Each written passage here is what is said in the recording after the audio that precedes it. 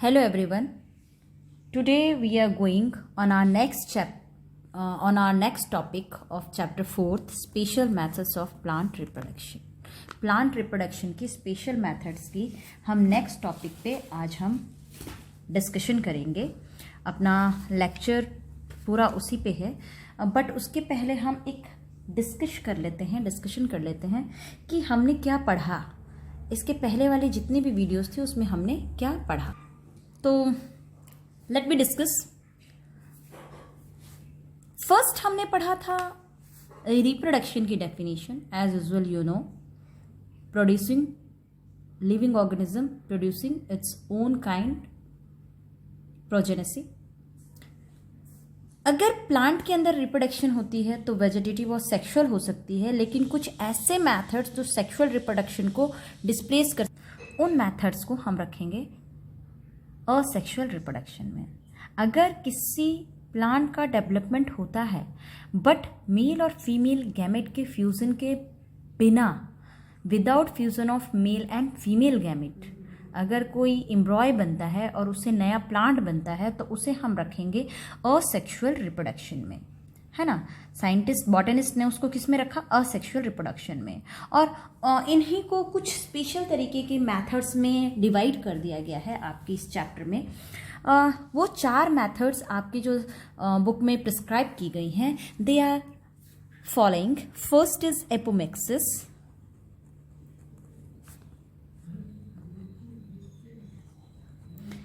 Second is agemospermy.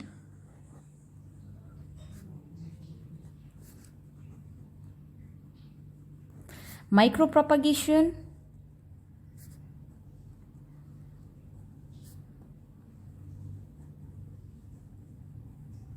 And fourth is vegetative propagation.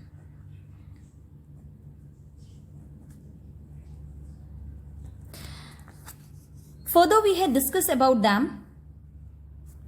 और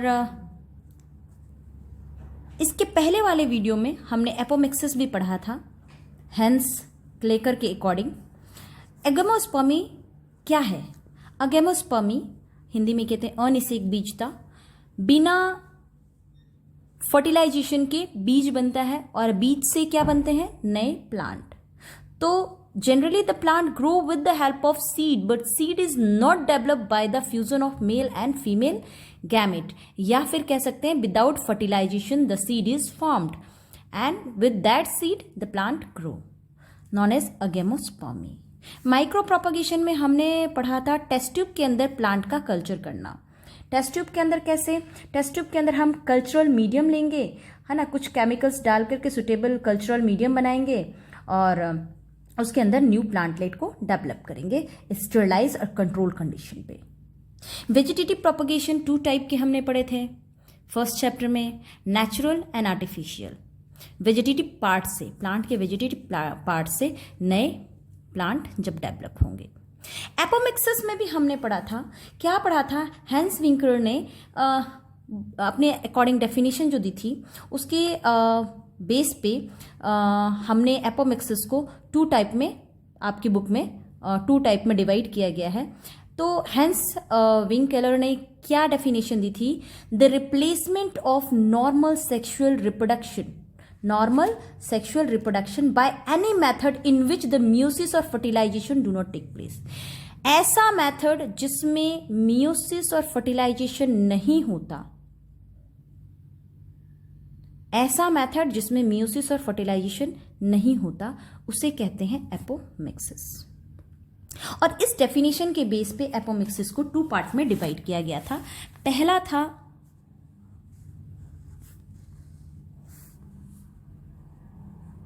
sporophyte.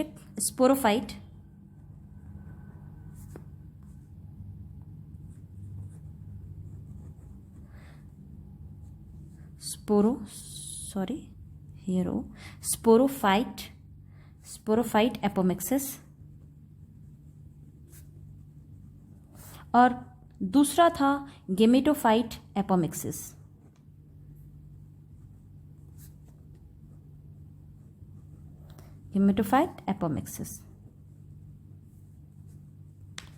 और gametophyte को भी फर्दर 2 पार्ट में हमने डिवाइड किया था.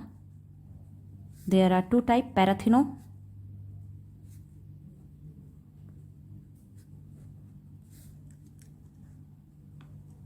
पैराथिनोजेनेसिस और दूसरा था एपोगैमी.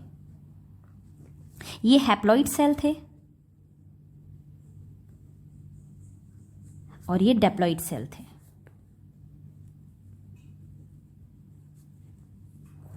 ये हैप्लॉइड सेल से हो रहा था, एम्ब्रॉय बन रहा था, और इसमें एम्ब्रॉय बन रहा था डेप्लॉइड सेल से. तो डेप्लॉइड सेल किसमें, कौन से, न्यूसिलेज और इंटेगुमेंट से. और पैराथिनोजेनेसिस हैप्लॉइड सेल, यानी कि इसके अंदर अनफर्टिलाइज्ड एग से बनेगा. और अगर हम लेते हैं एम्ब्रॉय सेक के अंदर अनफर्टिलाइज्ड एग के अलावा जो हैप्लॉइड सेल्स हैं, जैसे कि जैसे कि सिनरिस्ट एंड एंटीपोडल. सिनरिस्ट और एंटीपोडल से अगर होगा तो एपोगैमी. ये हमने अपने लास्ट लेक्चर में डिस्कस कर लिया था. तो ये था हेंस के डेफिनेशन के बेस पे 2 टाइप का. अब आपके नया टॉपिक आज का जो है वो पंचानन महेश्वरी के अकॉर्डिंग है. पंचानन महेश्वरी ने के अकॉर्डिंग एपोमिक्सिस को 2 पार्ट में बांटा गया. तो हम लेते हैं नेक्स्ट टॉपिक अपना प्रोफेसर पंचानन महेश्वरी के अकॉर्डिंग. प्रोफेसर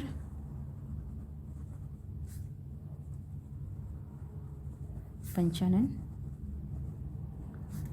महेश्वरी के अकॉर्डिंग इन्होंने कितनी पार्ट में डिवाइड किया, 2 टाइप में एपोमिक्सिस को. Apomixis is divided into 2 part by Panchanan Maheshwari. Non recurrent and recurrent. Panchanan Maheshwari ने इनको बांटा नॉन रिकरेंट एंड रिकरेंट. तो हेंस के अकॉर्डिंग, पंचानन महेश्वरी के अकॉर्डिंग, इन सब चीज़ों को मिला के स्टडी को कन्वीनियंट बनाने के लिए आपके बुक में एपोमिक्सिस को नेक्स्ट 4 टाइप में डिवाइड कर दिया गया है. कौन से 4 टाइप, कन्वीनियंस के अकॉर्डिंग. तो वो 4 टाइप कौन से हैं, 4 पार्ट में डिवाइड कर दिया गया है. पहला आपके हो जाता है नॉन रिकरेंट. फर्स्ट हो जाता है आपके पास नॉन रिकरेंट.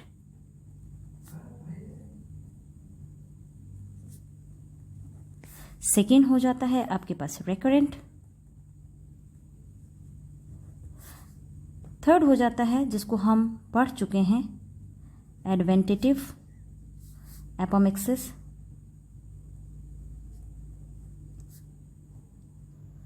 और फोर्थ हो जाता है वेजिटेटिव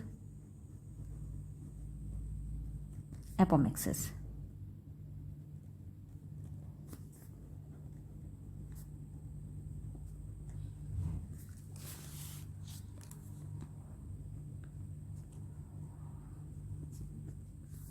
ओके, तो देखिए हमने एडवेंटेटिव एपोमिक्सिस पढ़ा है. Adventitive apomixis is also known as sporophytic apomixis. Sporophyte apomixis ये कल हमने पढ़ा था. सेप्रोफाइट एपोमिक्सिस को और क्या कहते हैं हम, एडवेंटेटिव एपोमिक्सिस. सेप्रोफाइट को और क्या कहेंगे, एडवेंटेटिव एपोमिक्सिस. यानी कि यहीं पर लिख देते हैं हम, या it is also known as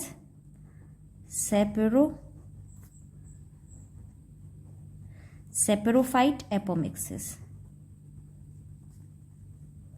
है ना.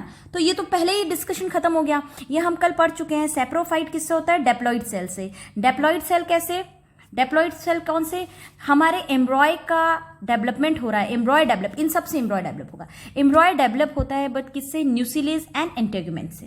किससे, न्यूसिलेज एंड इंटेगुमेंट से, है ना. तो यही लिख दीजिए एम्ब्रॉय डेवलप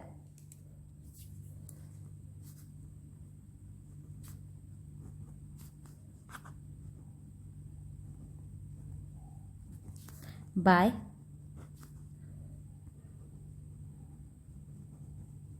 न्यूसिलेज और इंटेगुमेंट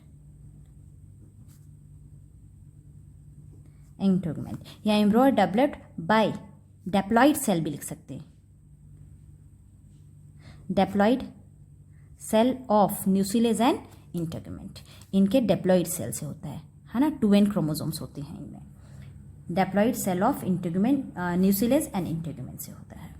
ओके, अब हम लेते हैं vegetative apomixis. Okay, vegetative parts से, ये भी हम फर्स्ट चैप्टर में पढ़ चुके हैं। इसका एग्जाम्पल है अगेवा। पता होता है, ये तना स्टेम ले लीजिए, इसके ऊपर लीफ बना दीजिए इस तरीके से। यहां पर फूल की जगह पे छोटा सा वल्बीज निकल आएगा, या अगेवा, ये डिस्कॉर्डिया और ये अगेवा। अगेवा में भी फूल के जगह पे छोटा सा वल्बीज निकल जाएगा, और ये वापस क्या बनाएंगे, नया प्लांट बना लेंगे।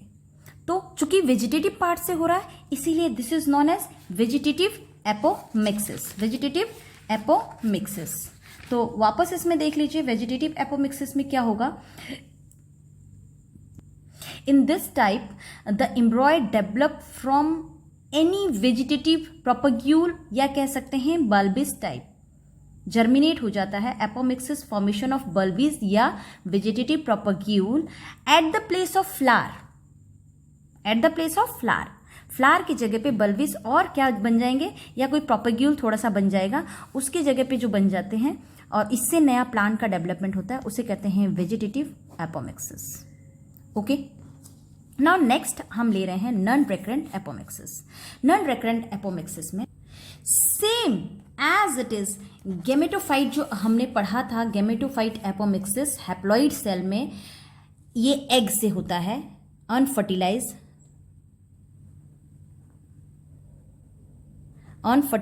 एग से जैसे हो रहा है, और ये अपने पास एंटीपोडल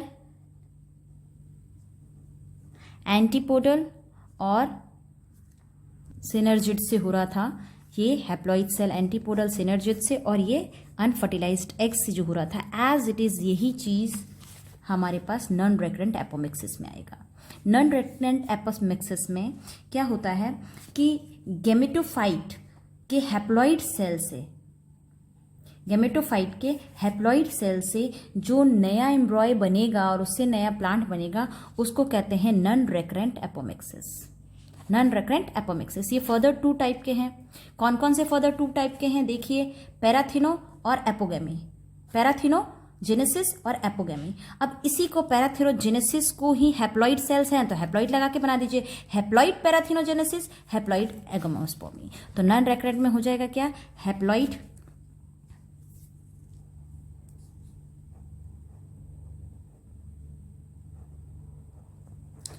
पैराथिनोजेनेसिस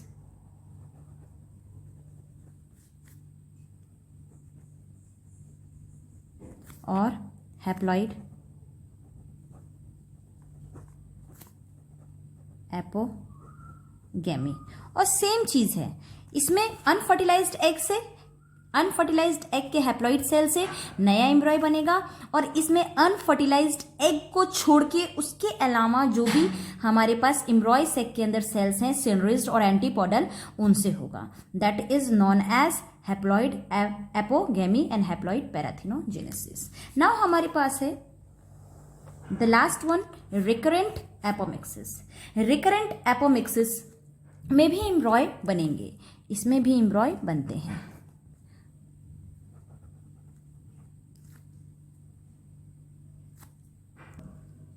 तो रिकरेंट एपोमिक्सिस में there are two ways to develop embryo. पहला जेनरेटिव एपोस्पोरी और दूसरा है सोमेटिक एपोस्पोरी। जेनरेटिव में क्या होता है, देखिए हमारे पास एम्ब्रॉय सेक डेवलप होता है ना, एम्ब्रॉय सेक डेवलप होता है किसके, आर्किपोरियम के जो भी एम्ब्रॉय सेक के बाहर की डबल सेल्स हैं उनसे।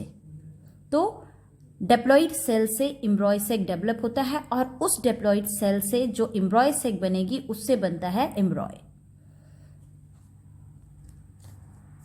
जनरेटिव एपोस्पोरी में आर्केस्पोरियम की डिप्लॉइड सेल से एम्ब्रॉय सेक बनता है और उससे एम्ब्रॉय बनता है। तो सोमेटिक एपोस्पोरी में क्या होगा, सोमेटिक एपोस्पोरी के अंदर रिकरेंट एपोमिक्सिस में मैंने जस्ट अभी आपको बताया, डिप्लॉइड सेल से ही बनेगी एम्ब्रॉय। और उसके आधार पे दो टाइप के, जेनरेटिव एपोमिक्सिस, सोमेटिक एपोमिक्सिस। इसमें आर्कोस्पोरियम की डेप्लॉइड सेल से एम्ब्रॉय सेक, उससे एम्ब्रॉय बनेगा, जबकि सोमेटिक एपोस्पोरम में न्यूसिलेज और इंटेगुमेंट के डेप्लॉइड सेल से एम्ब्रॉय सेक बनेगा, डेप्लॉइड, और उससे एम्ब्रॉय बनेगा। ओके, तो ये हमारे एपोमिक्सिस जो आपकी बुक के अंदर कन्वीनियंस के बेस पे 4 टाइप के बताए गए हैं वो था। अब एक बार इनका फिर से रिवीजन कर लेते हैं ताकि आपको अच्छे से समझ आ जाए। देखिए, द फर्स्ट थिंग हमारे पास है एडवेंटिटिव एपोमिक्सिस, जिसको हम कल की वीडियो में पढ़ चुके हैं। इसको स्पोरोफाइट एपोमिक्सिस भी कहते हैं। इसमें एम्ब्रॉय डेवलप होता है, डेप्लॉइड सेल से होता है, न्यूसिलस और इंटेगुमेंट के। वेजिटेटिव एपोमिक्सिस का एग्जाम्पल एगेवा है, जिसमें बल्बिस बनती है फ्लावर के जगह पे और उससे नए प्लांट बनते हैं। इसके बाद है नॉन रिकरेंट एपोमिक्सिस, जो प्रोफेसर पंचानन महेश्वरी ने भी दिया। नॉन रिकरेंट किससे? देखिए, गैमेटोफाइट से ही बन रहा है, गैमेटोफाइट के हैप्लॉइड सेल से। तो देखिए, नॉन रिकरेंट गैमेटोफाइट के हैप्लॉइड सेल से बन रहा है। अगर अनफर्टिलाइज्ड एग से बनता है तो हैप्लॉइड पैराथिनोजेनेसिस कहलाते हैं। और हैप्लॉइड सेल के अलावा अगर एम्ब्रॉय सेक के अंदर दूसरी डिफरेंट सेल से बन रहा है, हैप्लॉइड सेल से बन रहा है, जैसे कि सिनोड्रिस्ट और एंटीपोडल से, तो उसे कहेंगे हैप्लॉइड एपोगैमी। जबकि इन्हीं दोनों को हैप्लॉइड लगा दिया है, जबकि पैराथिनोजेनेसिस एगमी एक ही बात है आपके गैमेटोफाइट। सेम चीज़ है, सेम मटेरियल नॉन रेकरेंट में डाला गया है, सेम चीज़ है, कोई डिफरेंस नहीं है। रेकरेंट में भी कोई डिफरेंस नहीं है, बस इनका नाम आपके लिए अलग डाल दिया गया है, बट इसको आप देखेंगे तो सेप्रोफाइट के अकॉर्डिंग रखा गया है। तो अब देखिए, इसमें भी रिकरेंट एपोमिक्सिस को 2 पार्ट में डिवाइड किया गया है। इसमें एम्ब्रॉय का डेवलपमेंट हो रहा है, लेकिन डेप्लॉइड सेल से। डेप्लॉइड सेल में जो एम्ब्रॉय सेक बनेगा उससे एम्ब्रॉय बनेगा, लेकिन ये डेप्लॉइड एम्ब्रॉय सेक बनेगा किससे? आर्चेस्पोरियम की डेप्लॉइड सेल से। एम्ब्रॉय सेक के एम्ब्रॉय सेक बनेगा आर्चेस्पोरियम की डेप्लॉइड सेल से। एम्ब्रॉय सेक बनेगा डेप्लॉइड एम्ब्रॉय सेल और उससे बनेगा एम्ब्रॉय। इसको कहेंगे जेनरेटिव एपोस्पोरी। जबकि सोमेटिक एपोस्पोरी में न्यूसिलेज और इंटेगुमेंट के अंदर इनके डेप्लॉइड सेल से डेप्लॉइड एम्ब्रॉय सेक बनेगा और उससे एम्ब्रॉय बनेगा। डायग्राम में मैंने इन सब का लेबल अपने पिछले वीडियो में बता दिया है। आप डायग्राम की हेल्प लीजिएगा, आपको इन सब चीज़ों का मतलब समझ आ जाएगा कि एम्ब्रॉय सेक क्या है, एम्ब्रॉय क्या है, न्यूसिलेज, इंटेगुमेंट, आपको ये सब समझ आ जाएगा। तो एक बार आप डायग्राम को वापस देख के उसके बाद पढ़िएगा। तो आज की वीडियो में इतना ही। Thank you.